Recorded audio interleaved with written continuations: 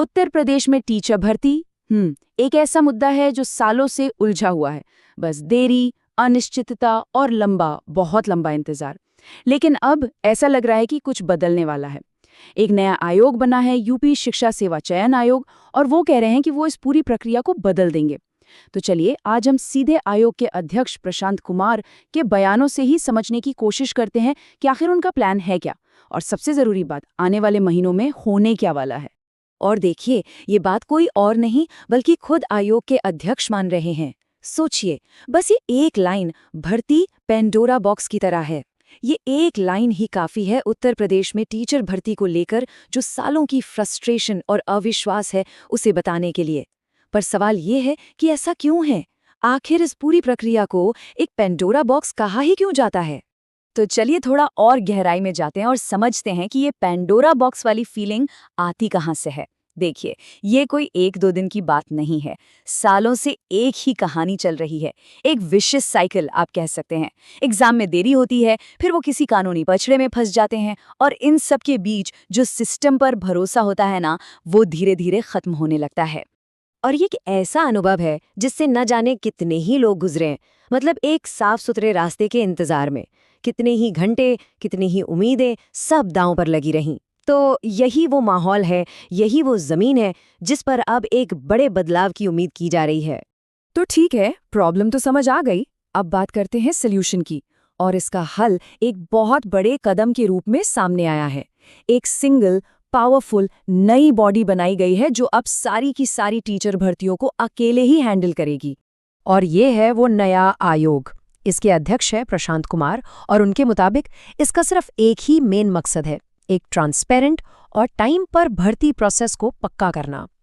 लेकिन पता है सबसे दिलचस्प बात क्या है? वो है इस आयोग का दायरा, मतलब इसका स्कोप। और ये वाकई में एक बहुत बड़ा कदम है। जरा सोचिए, पहले जो भर्तियां अलग अलग बोर्ड्स और डिपार्टमेंट्स के चक्कर काटती थीं, अब वो सब की सब एक ही छत के नीचे आ गई हैं।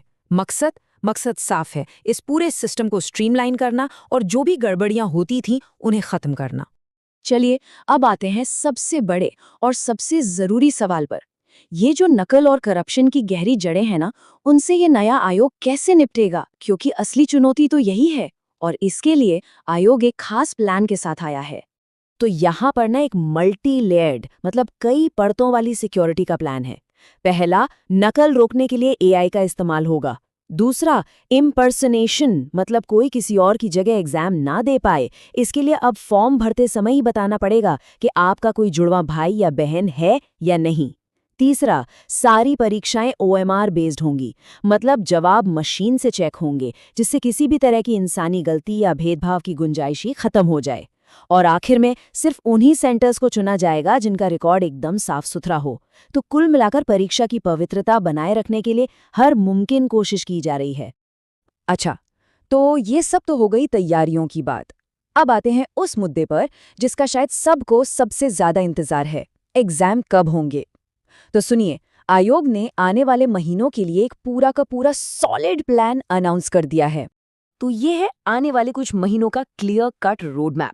अप्रैल, मई, जून हर महीने एक पेंडिंग एग्जाम कराया जाएगा, और फिर जुलाई में होगी बड़ी परीक्षा, टीईटी, यानी टीचर एलिजिबिलिटी टेस्ट।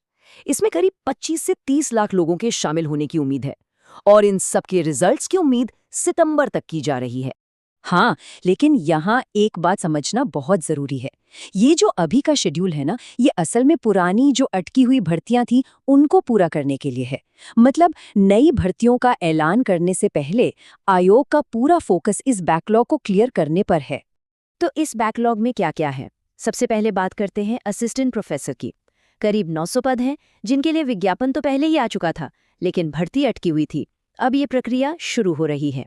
और सिर्फ यही नहीं, इसके साथ ही है एक बहुत बहुत बड़ी भर्ती, पोस्ट ग्रेजुएट टीचर्स यानी पीजीटी की।